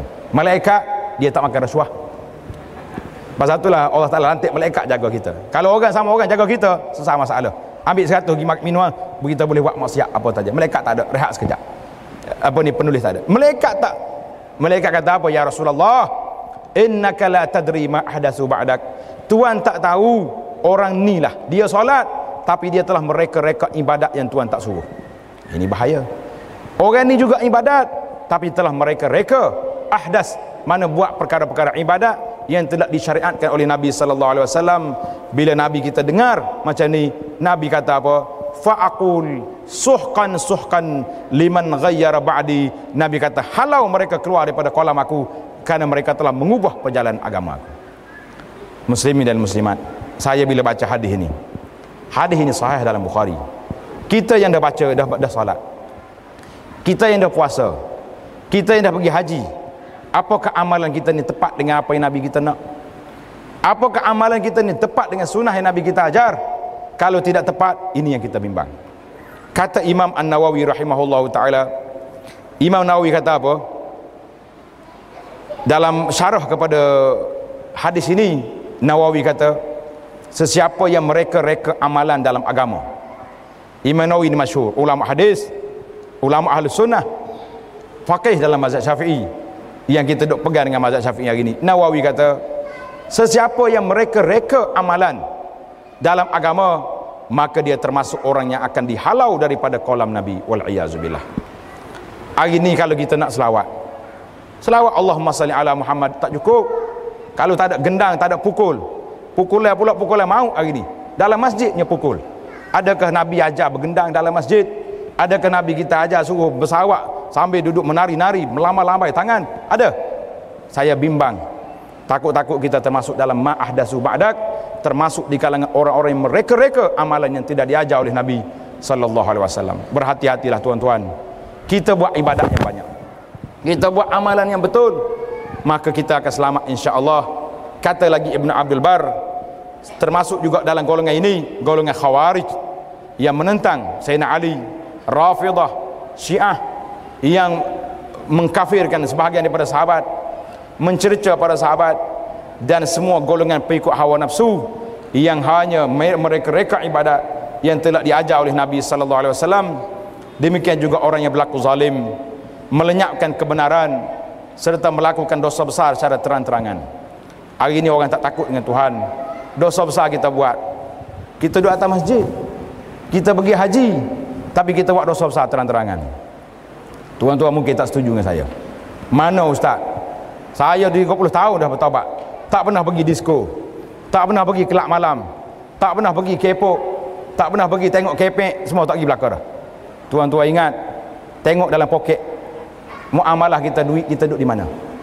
Riba haram. Allah Ta'ala sebut dalam Al-Quranul Karim, fa'zanu biharbin minallahi wa rasulih. Kalau kamu tak bertaubat daripada riba, kamu telah mengisytihar perang dengan Allah dengan Rasulnya. Dosa besar. Duduk di masjid tapi penuh dalam poket kita kad-kad kredit yang diamalkan sistem riba. Saham-saham kita tidak patuh syariah, semuanya dalam sistem riba. Maka jawabnya orang ini terang-terang menentang Allah dengan Rasul, walaupun mereka pergi haji, pergi umrah setiap tahun. Wal iyazubillah. Nas'alullah as-salamata wal afiyah. Semua golongan itu dibimbingi termasuk dalam golongan yang disebut dalam hadis ini, wal iyazubillah. Maka saya mengatakan para jemaah, inilah di antara kelebihan Nabi sallallahu alaihi wasallam. Nabi kita menyebut kepada kita berapa tadi? Banyak perkara yang Nabi kita sebut. Orang akan datang jumpa dengan Nabi sallallahu alaihi wasallam dalam keadaan bercahaya muka kaki tangan, tetapi mereka telah mereka-reka ahdas fid din, maknanya buat amalan-amalan dalam agama yang tidak dibuat oleh para salafus saleh radhiyallahu taala anhum wa ardahum ajma'in. Jadi saya rasa setakat itu lagi. Tuan-tuan boleh baca dalam buku yang ada di tangan masing-masing. Kita masih lagi ada 17 lagi. Kena teruskan. Terus. Pengurusi kata terus tak apa. Yang ke-23, umat Muhammad sallallahu alaihi wasallam merupakan umat terakhir di dunia, tetapi umat yang pertama selesai masalah di akhirat. Yang ke-24, iaitulah keistimewaan umat Muhammad sallallahu alaihi wasallam ini, halal bagi mereka harta rampasan. Orang dulu tak, dia perang, harta rampasan dikumpul, api mari bakar. Kita hari ini alhamdulillah sudah perang, boleh ambil. Satu, Nabi kata apa? Allah jadikan sah salat kita ni seperti sah malaikat. Cuma kita ya tak nak jadi malaikat. Sah kita begini, macam kata macam apa ni? Macam ular kena katak, bengkak-bengkok. Payah sekali nak betul sah la ilaha illallah. Saya di antara hadis sah ini ana bincang panjang. Saya syorkan kepada pelajar-pelajar yang sudah buat tesis supaya kumpul hadis-hadis tentang lau ya'lamun nas lau kanu ya'lamun. Kalau orang tahu, kalau mereka tahu. Nabi kata, kalau orang tahu, mereka akan berebut sahawal, dia akan betulkan saf. Tapi kenapa kita buat tak tahu dalam masalah saf? Allahu akbar. Yang ke-25, Allah puji Nabi sallallahu alaihi wasallam dengan akhlak yang mulia, wa innaka la'ala khuluqin azim. Yang ke-26, Allah telah berkata-kata dengan Nabi melalui 3 cara wahyu, iaitulah ru'yah sadiqah, Nabi kita mimpi, ataupun cara terus seperti malam Mi'raj, ataupun melalui malaikat Jibril. Ini cerita ni, tajuk ini tuan-tuan boleh bincang nanti dalam nuzulul Quran. Macam mana Quran itu turun? Insya-Allah ustaz-ustaz kita di sini ramai, bukan saya lah. Yang ke-27, kandungan Al-Quran meliputi ajaran Taurat, Injil, Zabur. Jadi yang lain tu Quran ini sebagai kompres. Ambil lain, itu dia punya intipati ajarannya. Yang ke-28, amalan yang diberikan kepada umat Muhammad sallallahu alaihi wasallam sedikit berbanding umat yang terdahulu, tetapi ganjarannya lebih besar. Amalan apa ni tuan-tuan? Amalan apa? Contoh yang paling senang, Lailatul Qadar. Khairun min alfi syahr. Kita beramal Lailatul Qadar saja, kita dapat 1000 bulan. 1000 bulan berapa tahun? Dia bulan Ramadan, orang kira. Ustaz tanya dah payahlah nak jawab. 83 tahun lebih. Satu malam. Tapi malam tu pun tak mari juga tarawih. Nak kata apa? Dia duduk main khilaf. Malam ni kalau itu qadar. Ya Allah, saya kalau malam 10 hari banyak terima SMS. Ustaz, saya tengok semalam dah Lailatul Qadar lah. Kata awak ambil seorang mula, aku dak lagi. Kalau kita confirm Lailatul Qadar, esok tak pergi dah tu tarawih tu. Semalam dapat 3 tahun, tak payah pergi dah dia. Dia main psikologi juga. Ustaz-ustaz pun jangan cepat nak jawab. Kena main juga. Tak ada Lailatul Qadar malam 30 tu. Dia kata mana malam witir je ustaz. Kata dah malam ganjil pun nak mari juga, nak macam mana? Dia kena main juga psikologi dengan dia. Allahu Akbar. Lailatul Qadar satu malam mengatasi 80 tahun. Kalau tuan-tuan hidup 10 kali Lailatul Qadar, kita sudah naik taraf 83 tahun umur kita. Panjang tak panjang umur? Alhamdulillah. Tahun ni jangan lari tarawih insya-Allah. Yang ke-29, Allah memberikan tawaran jawatan dan kekayaan kepada Nabi atau sebagai seorang hamba atau rasul, maka Nabi kita milih jawatan Abdullahi wa Rasuluhu. Yang ke-30, Allah menjadikan Nabi sallallahu alaihi wasallam sebagai rahmat kepada seluruh alam. Cerita ni panjanglah. Kalau umat dulu buat maksiat terus turun bala bencana, hancur lebur habis. Kaum Lut balik bumi, Qarun tenggelam, Firaun ada laut habis. Tapi umat Muhammad sallallahu alaihi wasallam ni buatlah derhaka 24 jam satu hari pun tak ada yang erok mulut. Ada. Kita ni nak lagu tu dia. Dia tu cerca dia, cerca hukum Tuhan. Kita tengok mulut dia belok. Tak ada belok lagi cantik dia punya, lagi kuat dia bercakap. Hari ni orang bercakap main-main. Dia kata apa, saya ni kalau dikira ke masuk neraka pun tak apalah. La ilaha illallah. Boleh dia buang dengan neraka. Kalau umat dulu ahli lentar mari panas dah situ. Tapi jangan duduk kata tunggu ahli lentar, tak ada. Umat Muhammad rahmatan lil alamin, sampai kepada makhluk lain pun tak kena. Sekali-sekala banjir tu Allah tak nak peringatkan kita ya. Jangan pula orang kata banjir baru ni tak kata alah banjir setempat tu, hak lain banyak lagi hak kosong dah. Alhamdulillah, bukan macam Nabi Nuh. Yang ke-31, segala tingkah laku dan tindak tanduk Nabi sallallahu alaihi wasallam menunjukkan indahnya sifat baginda. Banyaklah sifat-sifat yang mulia. 32, Nabi seorang yang lemah lembut dalam perkara yang halal tetapi tegas dalam perkara yang haram. Ini nak kita ni tak tegas belaka.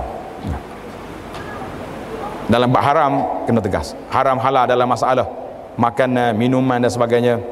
Nabi sallallahu alaihi wasallam lemah lembut dengan orang mukmin, tegas dengan orang kafir. Dalam isu akidah Nabi tak ada toleransi. Tapi bukan Nabi suruh kelahi orang kafir dak. Kita kena tak ada masalah. Kawan kita, jiran kita berkawan dengan dia. Tapi timbul dalam masalah akidah, tak, kita tak boleh kawan dalam masalah ini. Yang ke-31, 34, Nabi sentiasa berkeinginan tinggi untuk melihat umatnya menerima dakwah. Ini jawatan Nabi. Dia nak sangat orang terima dakwah dia. Sangat loba Nabi kita sallallahu alaihi wasallam. Yang ke-35, Nabi sallallahu alaihi telah menyampaikan semua amanah dalam menyampaikan Islam kepada kita, sebagaimana firman Allah Taala dah beri al-yawma akmaltu lakum. Nabi kita telah menyampaikan semua perkara. Yang ke-36, menjadikan umatnya dengan kedudukan yang adil, al-udul di antara para hakim. Hari kiamat esok umat lain dakwa Nabi dia. Dia kata Nabi aku tak jalan tugas. Kita umat Muhammad membela Nabi. Tak, Nabi menjalan tugas. Mereka kata mu tahu mana? Nabi kami beritahu. Jadi kita jadi saksi kepada umat-umat yang terdahulu. Alhamdulillah tuan-tuan, kalau tak jadi saksi hakim atas dunia ni pun kita hakim di akhirat insya-Allah. Yang ke-37, Allah telah beri jaminan untuk memelihara umat Muhammad sallallahu alaihi wasallam dari sesat semuanya, sama dalam perkara furu' ataupun usul. Tak ada sesat. Ajaran sesat sikit-sikit ada, tapi sesat seluruhnya tidak berlaku. Yang ke-38, Allah telah berjanji untuk memelihara Al-Quran dari diselewengkan. Hari ini ada orang berani seleweng Quran? Tak ada. Ya, orang beraninya jauhkan masyarakat daripada Quran. Itu ada. Betul tak? Tak ada.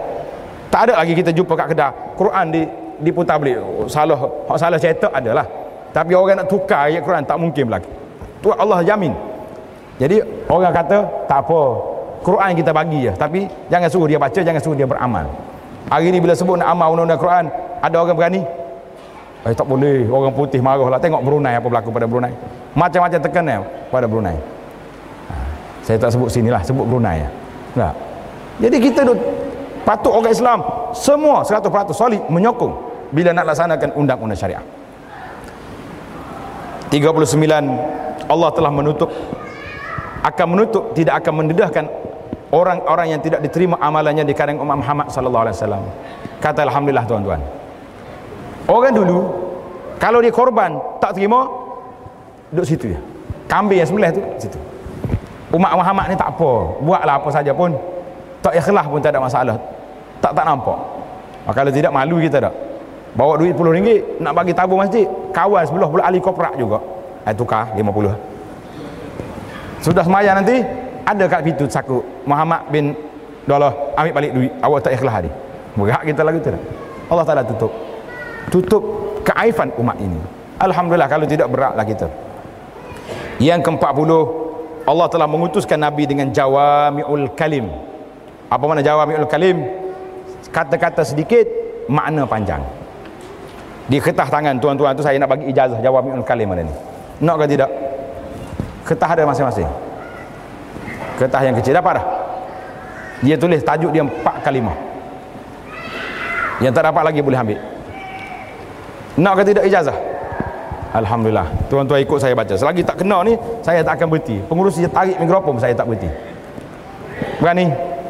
Kau tak berani? Nah, ikut belakang. Subhanallah, alhamdulillah, wa la ilaha illallah, wallahu akbar. Ingat dah? Alhamdulillah, boleh berhenti ceramah. Zikir ni siapa tak ingat? Semua orang ingat. Yang tak ingatnya apa tuan-tuan? Nak berzikir je tak ingat. Ni yang berat kita tak? Zikir semua ingat, nak berzikir tak ingat. Lepas solat Isya ni fikir balik. Sepanjang 24 jam daripada semalam sampai sekarang, berapa kali dah tuan-tuan berzikir subhanallah, alhamdulillah, wa la ilaha illallah, Allah. Berapa kali? 100 kali ada? Tak apa nak jawab lah tu. 100 kali ada? Tak ada. Kalau ada alhamdulillah kata. Kalau tak ada cukup. Saya nak esok, awak jawab masing-masing. Lepas Isya esok, alhamdulillah, hari ni aku telah dapat subhanallah, alhamdulillah, wa la ilaha illallah, Allah akbar 1000 kali. Boleh? InsyaAllah. Pendek je tu. Kalau saya nak syarah cerita ni, pagi esok sambung lusa tak habis lagi ayat. Ini dia panggil jawami'ul kalim. Nabi kita ni ajak. Kerana itulah kalau kita nak berdoa, kita nak zikir, kita nak selawat, kita terikatlah dengan lafaz yang diajar oleh Nabi sallallahu alaihi wasallam. Tak payah. Selawat Nabi ajar pendek ke panjang? Pendek ya. Yang paling panjang tu dalam solat kita baca, dalam tahiyat kita. Allahumma salli ala Muhammadin wa ala ali sabbaka innaka Hamidum Majid. Saya tak bawa risalah. Tuan-tuan boleh ambil dalam blog saya Abu Anas Madani, cari lafaz selawat yang sahih. Ana kumpul cara ringkasnya ada 8 riwayat yang sahih. Riwayat-riwayat ini mari daripada mana? Mari daripada orang ditanya Nabi. Ya Rasulullah, kami dah pandai nak bagi salam. Wa kaifa nusalli? Bagaimana nak selawat? Nabi kata qulu, katakan. Nabi pun ajar. Al-Imam Ibn Hajar kata, inilah selawat yang paling sahih, yang paling afdal untuk kita amalkan. Kita tak mahu buat pendek. Kita duk cari selawat yang panjang-panjang, tak mari di mana. Ya, jangan kata mari mana, mari daripada mimpi. Siapa mimpi? Tok ayah mana-mana mimpi. Yang ni riwayat dalam Bukhari, dalam Muslim, sanad yang sahih kepada Nabi, tak mahu lagi. Kenapa? Ana ada syarah. Tuan-tuan tengok dalam rakaman, tajuk dia lafaz selawat yang sahih, memahami makna selawat. Dalam riwayat yang sahih ini, Allah Taala, Nabi kita sebut ada 10 lafaz yang tuan-tuan kena ingat. Saya tak berani nak syarah di sini. Kalau nak kita buat tajuk siri yang kedua, memahami selawat yang sahih dan makna dia. Subhanallah, wallahi ajaib. Lafaz yang pendek diajar oleh Nabi lengkap. Sebab itulah dia pendek je Nabi. Doa Nabi tak ada panjang-panjang, tak ada pelik-pelik. Wadih, jali. Sama juga doa lepas sembahyang. Pendek Nabi kita ajar. Dalam riwayat Imam Muslim, ni dalam kitab ni tuan-tuan boleh tengok buku yang saya tulis. Tajuk dia zikir pagi petang dan zikir lepas salat. Simple, ringkas. Ada 10 bacaan yang diambil daripada Nabi sallallahu alaihi wasallam yang kita sudah tertinggal sebahagian daripadanya. Kenapa kita tinggal? Kita menyalahkan imam. Imam tak baca. Imam kata bukan tanggungjawab aku. Tanggungjawab imam setakat mana? Kita dengan imam setakat mana tanggungjawab? Bermula daripada takbiratul ihram sampai salam.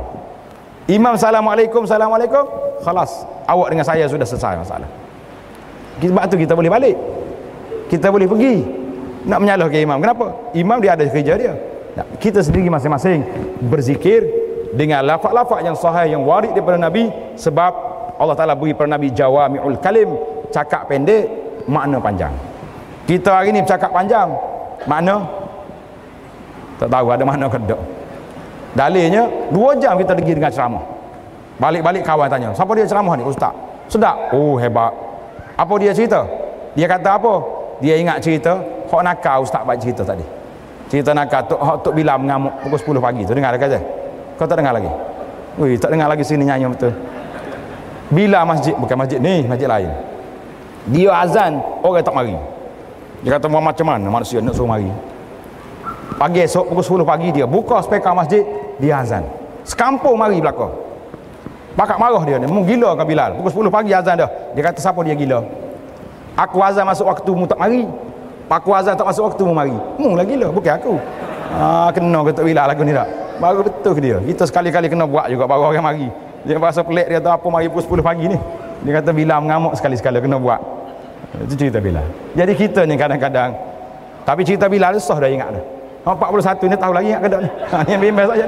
Saya bimbang takut jadi gitu juga malam ni lah. Kita bercakap banyak, makna sedikit. Nabi bercakap sikit, makna panjang. Jawami' kata jawami' al-kalim, makna mempunyai kalimah pendek, makna dia panjang. Subhanallah. Yang ke 41 yang terakhir, Nabi kita mengatasi semua Nabi-Nabi yang lain, para Rasul-Rasul yang lain di kalangan manusia. Begitu juga kelebihan Nabi mengatasi segala para Rasul yang terpilih daripada penduduk langit di kalangan para malaikat.